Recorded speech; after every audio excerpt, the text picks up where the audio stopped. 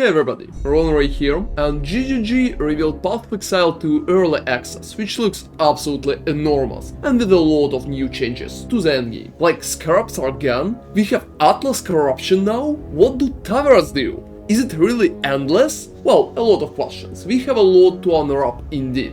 So in this video, I want to explain all endgame changes and try to predict which mechanics will be better to farm first and why. Let's go! To reach the endgame, you need to complete the first 3 campaign acts twice. Once on regular difficulty and once on the cruel difficulty. It will be changed later on, but for now and for early access it will stay that way. The endgame in Path of Exile 2 will be built around maps again, but maps are now called Waystones. All Waystones will be randomly generated areas based on biomes they are located in, and you will be able to access them through Ziggurat, your base of operation. What's interesting about the new Waystones is that now there's a clear distinction between modifiers that boost rewards and modifiers that buff monsters. Prefixes will improve rewards, while suffixes increase the danger. Potentially, you could metacraft the map with omens, removing suffixes and keeping only prefixes if your build is not quite ready to handle higher tiers, but you want to get some shiny loot anyway. But we will see how the system will work when the game will be released. Biomes idea is kinda similar to the Delph, because we have biomes in the Delph already, and those biomes can affect what kind of zone is going to spawn. That part of the Delph is just moving to the normal mapping in Path of Exile 2. Keep in mind that in Path of Exile 2, if you fail the Waystone, you will not be able to retry it, and will need to find your path on the Atlas around the failed Waystone, which could be a little complicated if you will fail them often. Those systems have a few parallels in Path of Exile 1 or ARPGs in general. The first parallel is obviously Synthesis. We explored a pretty big map, made of nodes that we could complete for various benefits and bonuses, and expanding network of memories. You could modify those memories, and you will also be able to replace them. Another PoE 1 parallel is Delph. Delph is a huge zone which lets you dig underground almost endlessly. There is a tech limitation around depth 65,335. Once you reach the depth, loops back to 1 due to tech limitations. Not a lot of people reach it, and it's like very deep. Delph also contains various encounters and separate bosses, but you can't modify encounters in the Delph at all. So GGG went a little further with it for Path of Exile 2, because you can modify stuff on the Atlas.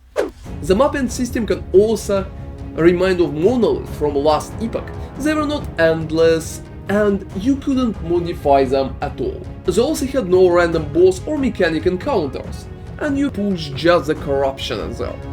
While exploring Atlas, you will also encounter towns and unreachable locations. Those will give you various bonuses and will lead you to modifying your rewards and making it a little more rewarding overall. I'm also expecting that cities should be quite challenging and would probably provide higher density and stronger monsters. At least this is how it's done in Delph, and since the new system is quite similar, I expect a parallels like that. Unreachable locations, on the other hand, are a complete mystery for now, but it seems that particular actions in the neighboring nodes will give us a chance to carve the path to those. Maybe there will be a mechanic similar to fractured walls in Delph as well. But the most important part that will make endgame exciting will be tablet system. While exploring the Atlas, you will be able to find lost towers where you can put the tablet that you will be able to drop while beating particular mechanics. Tablets will be dedicated to one of the 5 main endgame mechanics: Breach, Ritual, Expedition, Delirium or Beyond. Those tablets are going to modify all nodes around the tower when you will place it, adding special bonuses to your encounters. If you are playing PoE for a very long time, you probably remember the old sextants that work in the same fashion, modifying maps in the radius for a set number of users. Tablets drop from different mechanics, also differ in what kind of rewards they will provide. For example, tablets you receive from Breach will simply give you more breaches and bonuses for that. So if you focus on particular mechanic like Ritual or Breach for example, you will drop and use mostly tablets for Ritual. And You can also craft tablets with currency orbs, adding modifiers and changing the bonuses they provide. So tablets right now are a main replacement for Scarabs, and this is simpler, they could be crafted and it works only in radius. Generally, I think it's a good thing, because it can make endgame easier to grasp and our inventory management will be less mandatory, because the amount of Scarabs that currently drop in PoE 1 is very high. However, I hope we will not lose some depth here, especially depth of the farming strategies that were a core feature in PoE 1. Let me know in the comments what you will think about that, and how you think it will improve or make our endgame experience worse. The corruption system is also kind of a new thing that will be able to affect our gameplay. Some nodes in the Atlas will spawn inside the corruption clouds and will be modified unpredictably. We don't really know a lot about those corruption clouds for now, but we expect that encounters in there will be harder.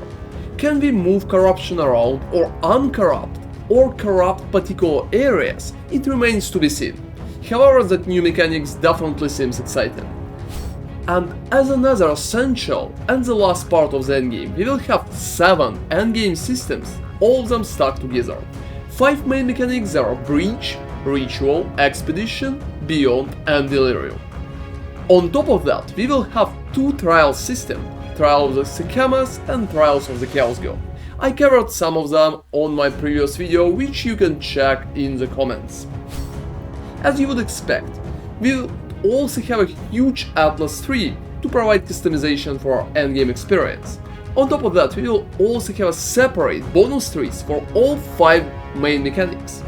You will get points for those special trees when you kill uber bosses for each corresponding mechanic. So bossing will play a significant role in the game, it seems, and your character should be able to boss at least half good. This decision is quite interesting, because now you don't really need to path through half a tree to get the nodes you need. Instead, you will just need to play and improve your farming experience over time while progressing and killing the bosses. This makes perfect sense, because juicing will become more gradual, and I hope it will be easier for less experienced players to grasp the system. There will definitely be a cap to how many points you can get, since it's in the Path of Exile nature to make you choose between things that you want to allocate. We don't have the maximum number as of now, but I'm sure that will be reasonable to make the farming strategies more varied. Speaking of Pinnacle bosses themselves, as I have already mentioned, they provide corresponding Atlas 3 points once you kill them.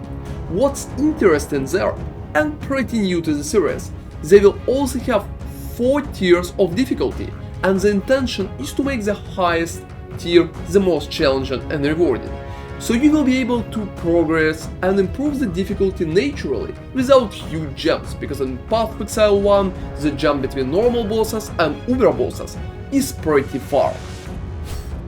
There are Atlas Pinnacle bosses too, yet not much is known about them yet.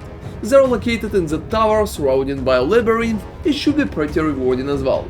To enter, you will need to kill bosses and their guardians that belong to the 3 different factions. The bosses will be based on the campaign bosses, but will be significantly harder and probably will have a different AI and more abilities as well. If you die to the guardian or the boss, they will move on and occupy some other place on your atlas that you will need to discover again and start the whole process from scratch. It's interesting how hard it will be to track them down and how punishing or rewarding or forgiving the new system will be. Talking about main mechanics in general, I feel like Ritual for now looks the most promising out of them all in terms of the farm potential, with Breach coming close at the 2nd place. Meta-crafting currency that Ritual can now provide seems absolutely mandatory, so you will need to either farm Ritual or buy it early on. For example, as I mentioned, there's an Omen that can remove only suffixes from an item when you can use Orb of Annulment on it, which get us very close to deterministic crafting, together with essences which can provide us an opportunity to deterministically craft particular items. It will work even better. It remains to be seen how rare this Omen will be, but I'm really looking forward to finding and using it. Breaches, on the other hand, can provide catalysts, which will be in a very high demand, and breach rings that could be buffed up to 50% quality, making them significantly stronger than normal rings. Those rings are 100% going to be desirable. I'm curious though how good they're going to be compared to some unique rings. It's hard to say how strong an extra 30% quality is going to be, but we will see about it. Delirium can now drop Distilled Emotion, Distilled Ire and Distilled Paranoia. They can be used together to instill the effects on one notable in the passive tree to your amulet, although we won't hear Cassia's songs anymore, or at least for now, so it will work in the same way as Anoint works in Path of Exile 1. It's good that we still have access to it. Expedition can still help with crafting through Rogue and can provide some basic currency as well, so it will be a solid but not outperforming mechanic in my opinion. Perhaps logbooks will be a good farming option too, if the drop rates remain close to what we have in PoE 1. Beyond is probably the most mysterious mechanic there, and for now it's very hard to assess how useful it's going to be. So I'm going to leave that one aside. Labyrinth, on the other hand, look pretty promising. Looking at the state of Uber voicing in PoE 1, I really hope that GGG will improve that part even further, and dedicated voicing will be a viable farming strategy. I'm still mentally recovering from minus 22 divines per hour from my attempts to farm Uber returns. So for now, Endgame of Path of Exile 2 looks endlessly good, and I'm looking forward to trying it myself soon. Stay tuned for more PoE 2 content and see you next time. ronarray out.